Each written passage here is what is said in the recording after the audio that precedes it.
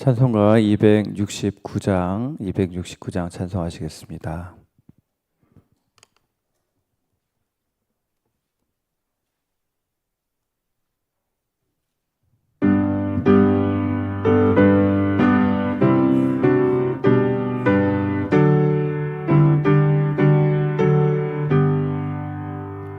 그 참혹한 십자가에 주 달려 흘린 피 샘물같이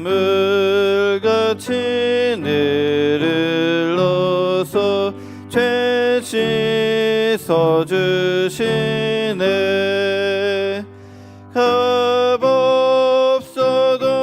다 나와서 내 죄를 고하며 흰 눈보다 더 이도록 참성결 얻으리. 나 믿노라 나 믿노라 그 보혈 공로를 흠없어도 피 흘리사 날 구원하셨네. 저 흉악한 한 강도는 제 죄를 깨달아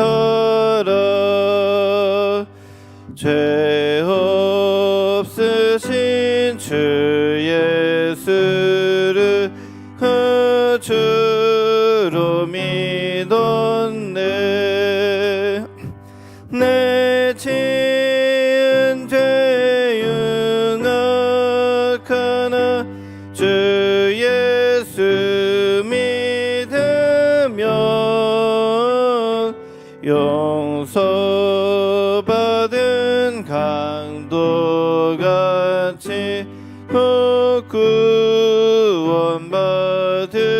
구원받으리. 나 믿노라 나 믿노라 그 보혈 공로를 흠없어도 피 흘리사 날 구원하셨네.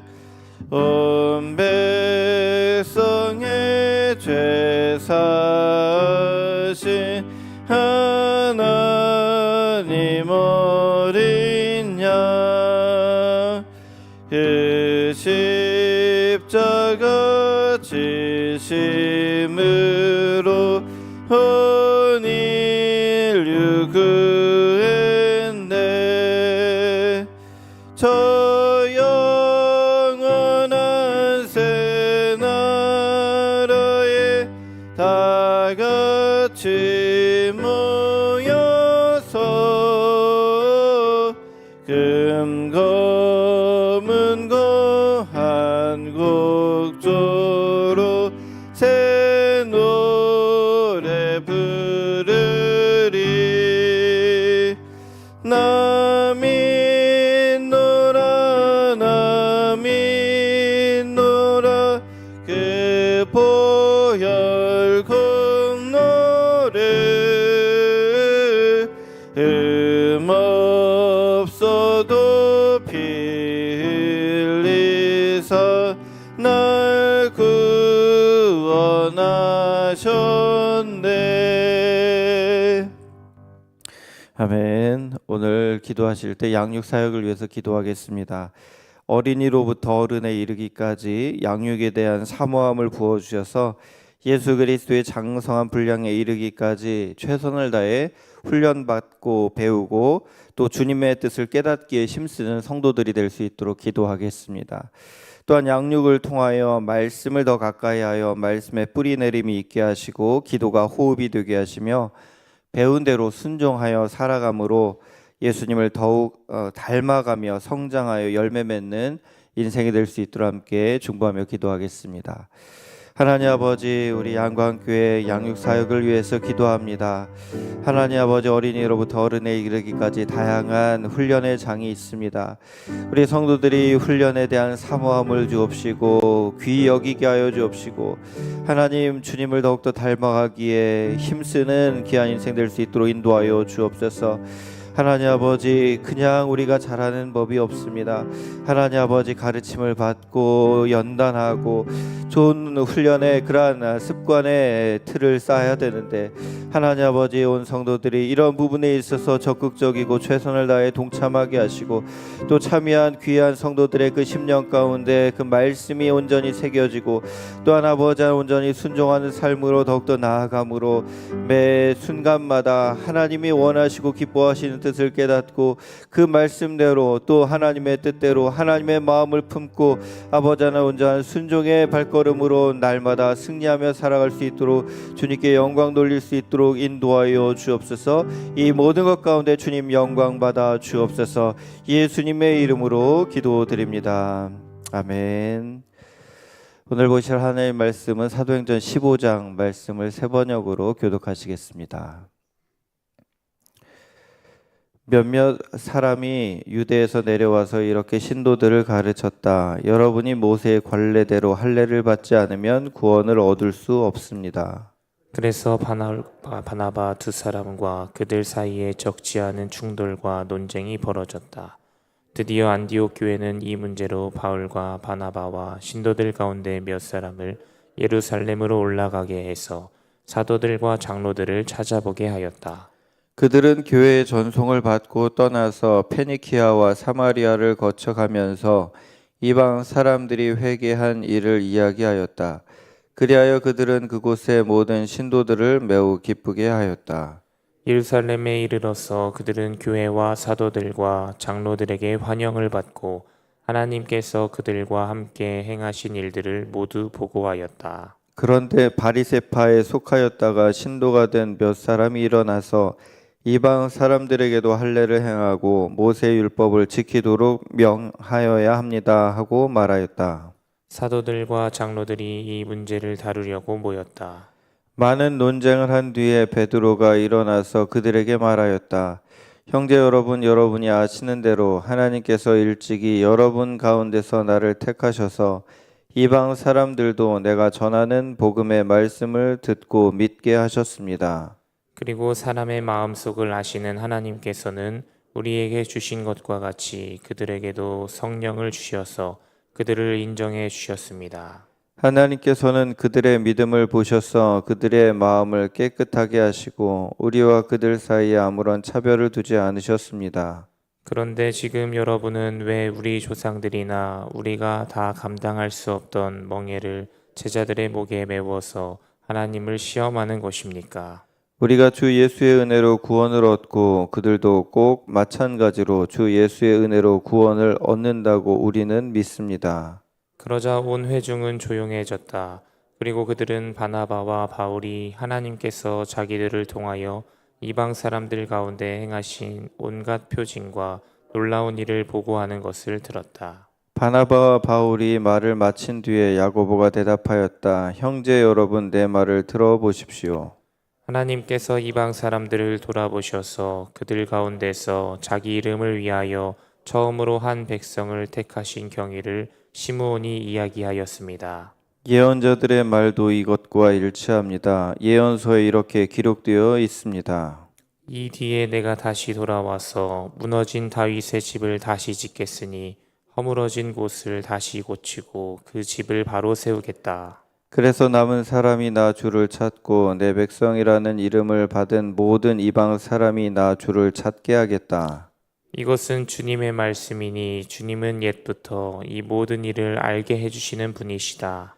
그러므로 내 판단으로는 하나님께로 돌아오는 이방 사람들을 괴롭히지 말고 다만 그들에게 편지를 보내서 우상에게 바친 더러운 음식과 음행과 목매어 죽인 것과 피를 멀리하라고 하는 것이 좋겠습니다. 예로부터 어느 도시에나 모세를 전하는 사람이 있어서 안식일마다 회당에서 그의 글을 읽고 있습니다. 그래서 사도들과 장로들과 온 교회가 대표들을 뽑아서 바울과 바나바와 함께 안디옥으로 보내기로 결정하였다. 그래서 대표로 뽑힌 사람은 신도들 가운데서 지도자인 바사바라고 하는 유다와 실라였다. 그들은 이 사람들 편에 아래와 같은 내용의 편지를 써보냈다. 형제들인 우리 사도들과 장로들은 안디옥과 시리아와 길리기아의 이방 사람 교우 여러분에게 문안합니다. 그런데 우리 가운데 몇몇 사람이 여러분에게로 가서 우리가 시키지 않은 여러 가지 말로 여러분을 혼란에 빠뜨리고 여러분의 마음을 어지럽게 하였다는 소식을 들었습니다. 그래서 우리는 몇 사람을 뽑아서 사랑하는 바나바와 바울과 함께 여러분에게 보내기로 만장일치로 결정하였습니다. 바나바와 바울은 우리 주 예수 그리스도의 이름을 위해서 자기 목숨을 내놓은 사람들입니다. 또 우리가 유다와 실라를 보내니 그들이 이 일을 직접 말로 전할 것입니다. 성령과 우리는 꼭 필요한 다음 몇 가지밖에는 더 이상 아무 무거운 짐도 여러분에게 지우지 않기로 하였습니다. 여러분은 우상에게 바친 제물과 피와 목매어 죽인 것과 음행을 멀리 하여야 합니다. 여러분이 이런 것을 삼가면 여러분은 잘 행한다고 하겠습니다. 안녕히 계십시오. 그들은 전송을 받고 안디옥에 내려가서 회중을 다 모아놓고 그 편지를 전하여 주었다. 회중은 편지를 읽고 그 겉면을 기쁘게 받아들였다. 유다와 실라도 예언자이므로 여러 말로 신도들을 격려하고 굳세게 하여 주었다. 그들은 거기서 얼마 동안 지낸 뒤에 신도들에게서 평안히 가라는 전송을 받고서 자기들을 보낸 사람들에게로 돌아갔다. 그러나 바울과 바나바는 안디옥에 머물러 있으면서 다른 여러 사람과 함께 주님의 말씀을 가르치고 전하였다. 며칠 뒤에 바울이 바나바에게 말하였다. 우리가 주님의 말씀을 전파한 여러 도시로 신도들을 다시 찾아가서 그들이 어떻게 지내고 있는지를 살펴봅시다. 그런데 바나바는 마가라는 요한도 데리고 가려고 하였다. 그러나 바울은 밤빌리아에서 자기들을 버리고 함께 일하러 가지 않은 그 사람을 데리고 가는 것을 좋게 여기지 않았다. 그래서 그들은 심하게 다툰 끝에 서로 갈라서고 말았다. 바나바는 마가를 데리고 배를 타고 키프로스로 떠나갔다. 그러나 바울은 신라를 택하고 신도들로부터 주님의 은혜가 함께 하기를 바라는 인사를 받고서 길을 떠났다. 그래서 시리아와 길리기아를 돌아다니며 모든 교회를 튼튼하게 하였다. 아멘.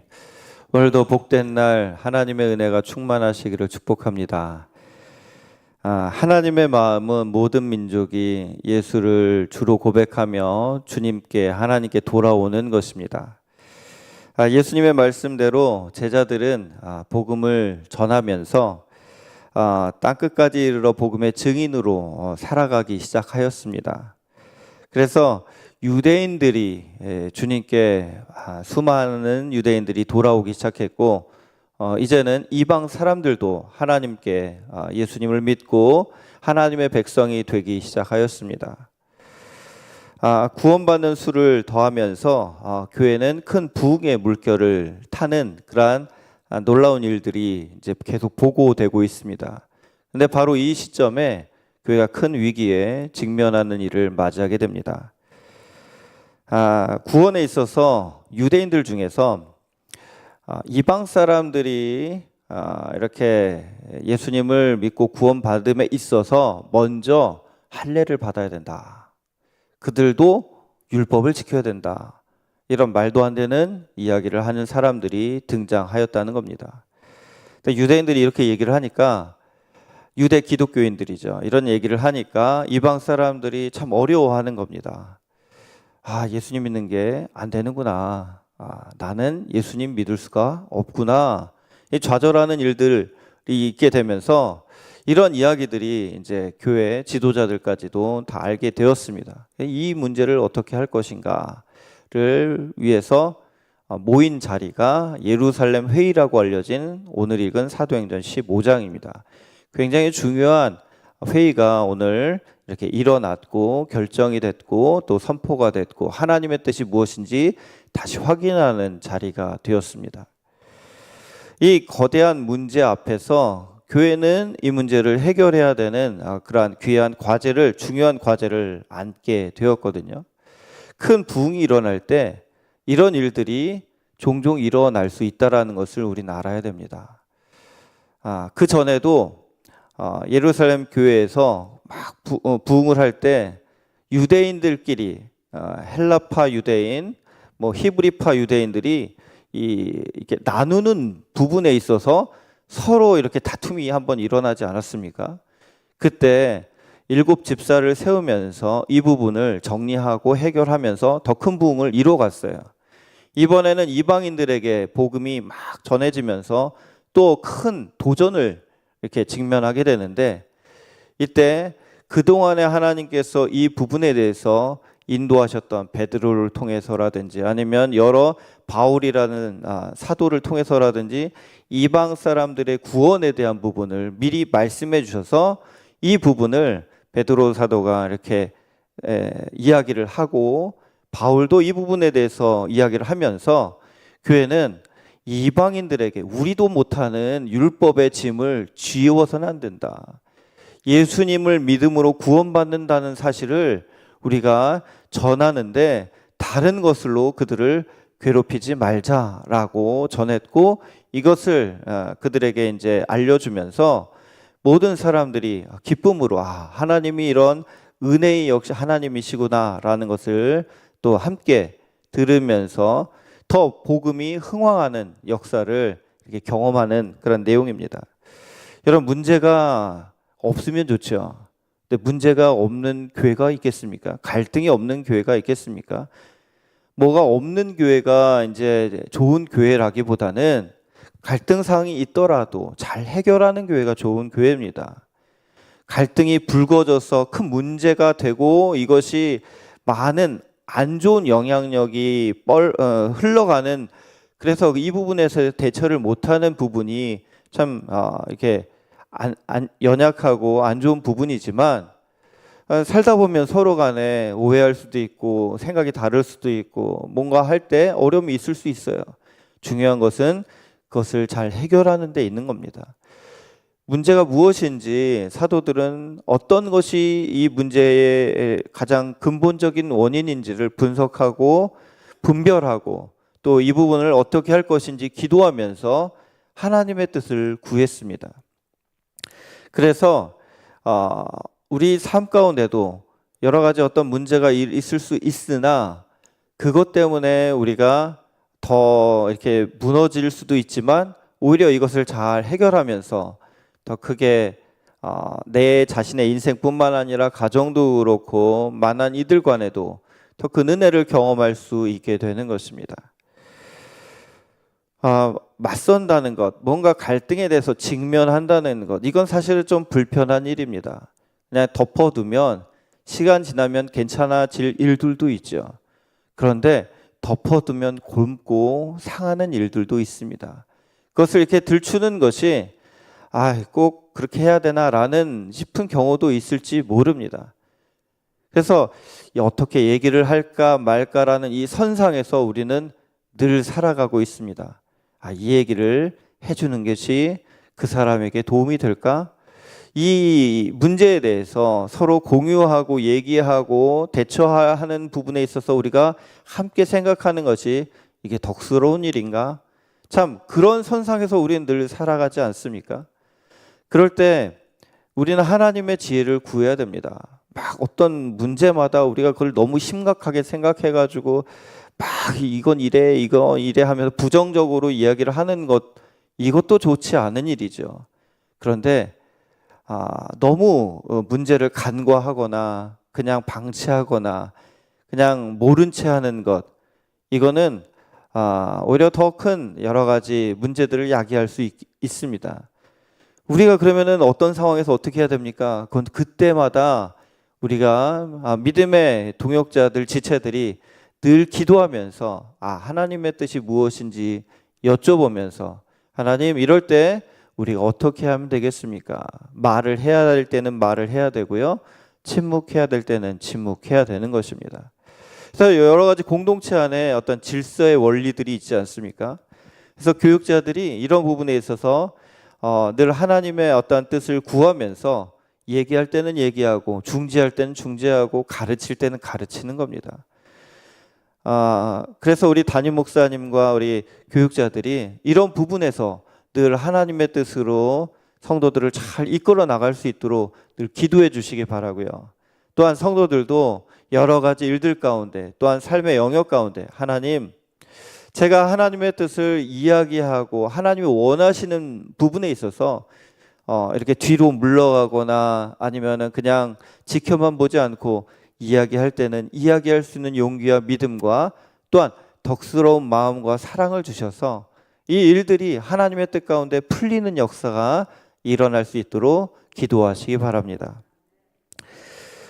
포도원을 허무는 것은 아가서에 보면 작은 여우들이라고 했습니다. 항상 악한 사단은요, 부흥이 일어나는 곳을 공격을 하려고 해요. 뭔가 우리가 하나님의 뜻대로 살려고 할 때 그 어떤 틈을 비집고 들어와 가지고 뒤흔들고 무너뜨리려는 일들이 있을 수가 있습니다. 그때마다 우리는 늘 기도하고 어떤 부분에 있어서 사단이 우리를 공격하고 힘들게 하고 우리 심령을 무너뜨리는지 잘 대처해야 됩니다. 항상 우리가 말씀대로 산다고 하지만 우리가 이렇게 살아가는 그 길 가운데 내가 잘해서 어떤 일들이 안 일어나는 경우도 있지만 내가 잘한다고 해도 외부적인 요인에서 다른 사람들로 인해서 어려움이 닥치는 경우도 많이 있어요. 분명히 나는 주 뜻대로 살려고 하는데 왜 나한테 이런 일들이 발생하게 되는가? 왜 나는 주님의 뜻을 더 잘 따르는 삶을 지금 살아가고 있는데 참 어려움이 닥치는 게 이해가 안 된다라는 순간들이 있지 않습니까? 우리가 살아가는 인생이 영적인 전쟁터라서 그렇습니다. 그리고 그것은 결국에는 내가 기도하고 깨어있고 그 말씀대로 살면 오히려 그 가운데 내가 더욱더 성장하게 되고 하나님 바라보게 되고 하나님 앞에 더 가까이 나아가는 통로가 되는 것입니다. 문제를 두려워하지 마십시오. 문제는 일어날 수가 있습니다. 문제 없는 세상은 천국에 가야 있습니다.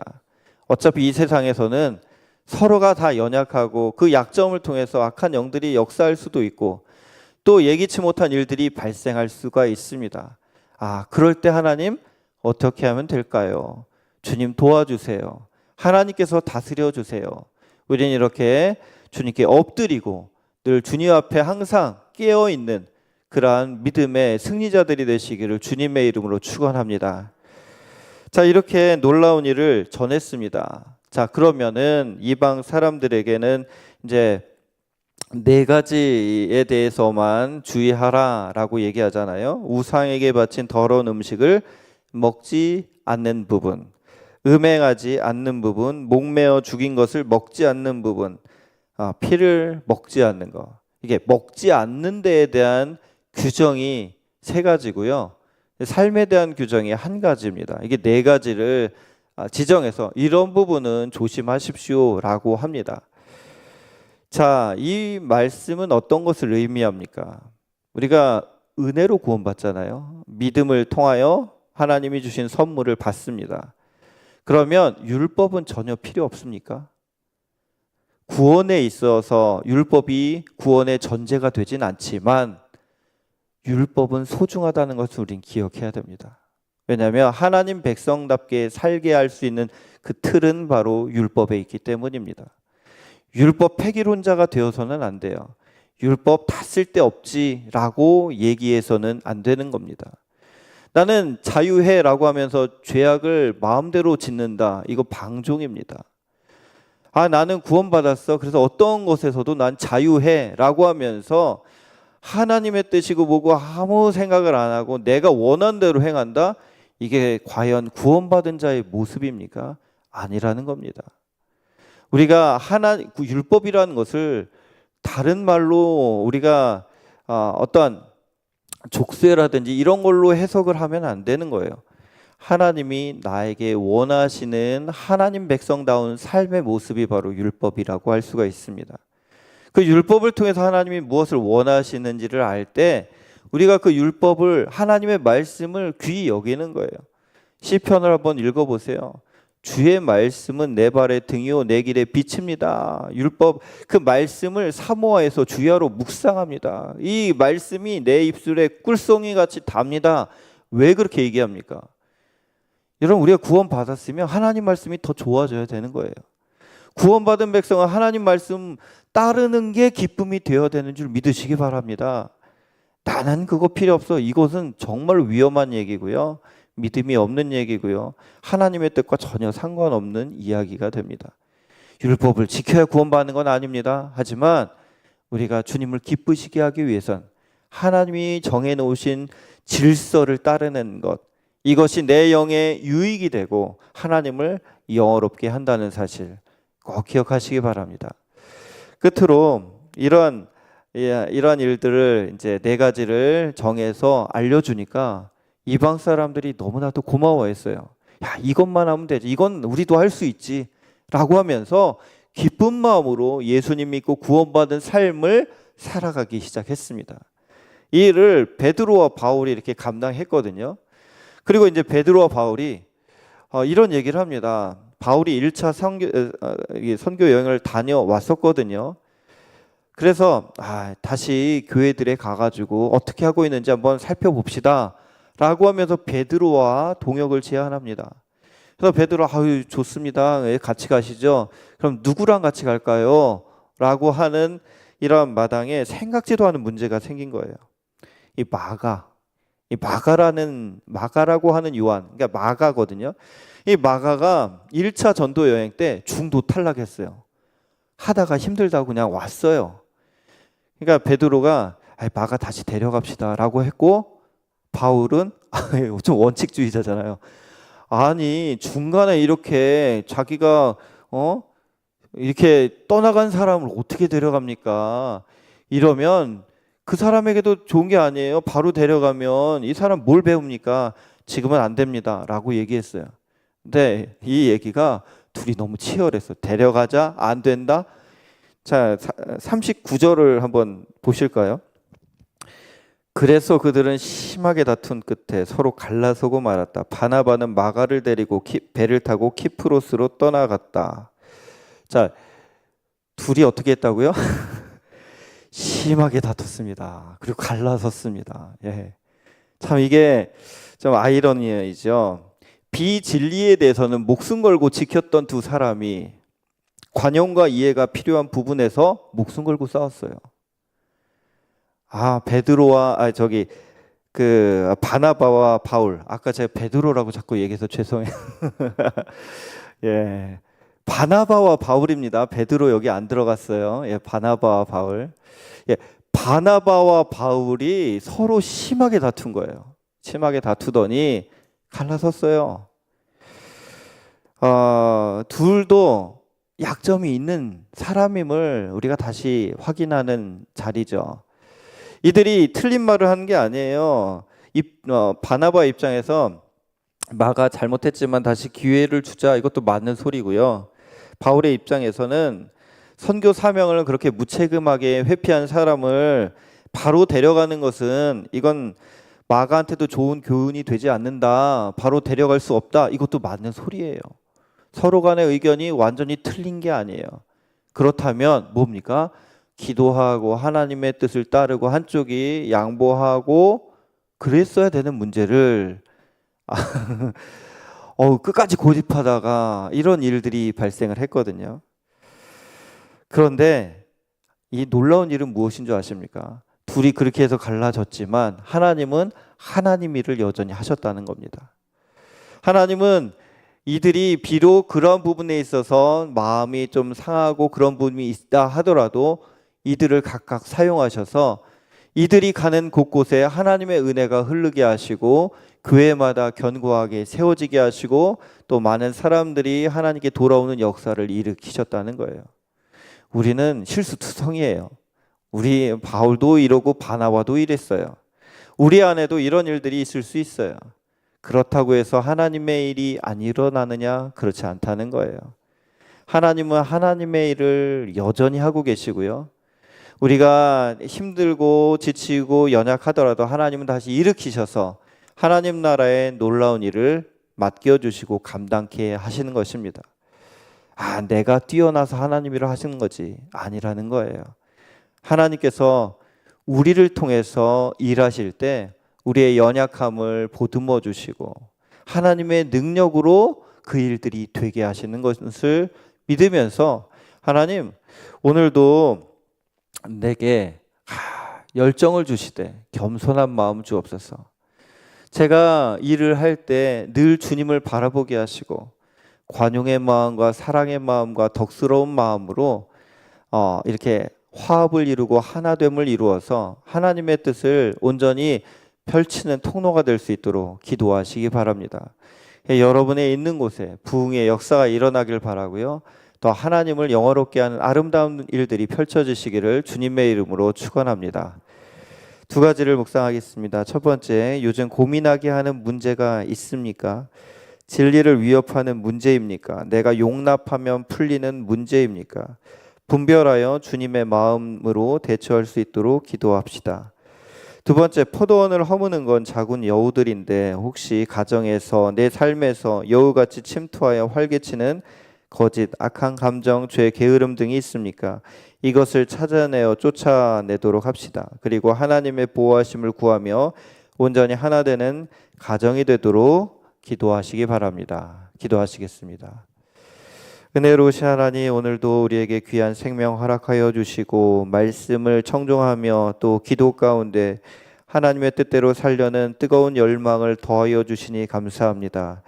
하나님, 우리가 하나됨을 이루기 위해 힘을 쓸 때 거짓의 공격, 악한 것의 공격을 지혜롭게 또 하나님의 말씀으로 하나님의 마음으로 잘 대처하고 물리침으로 하나님 힘든 일과 어려운 일들 가운데서도 부흥의 역사와 하나님의 놀라운 능력을 나타내는 인생이 될 수 있도록 인도하여 주옵소서.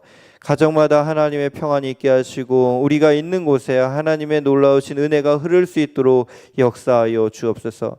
감사 예물과 또 1000번째 예물로 하나님께 기도하며 부르짖고 또 찬양하며 영광 돌리는 심령들, 그 마음에 평안 주옵소서. 담대함 주옵소서. 위로하시고 격려하셔서 하나님 바라보는 그 심령에 천국의 기쁨이 넘치게 하시고 주님의 도움의 손길을 경험하는 인생 될 수 있도록 인도하여 주옵소서.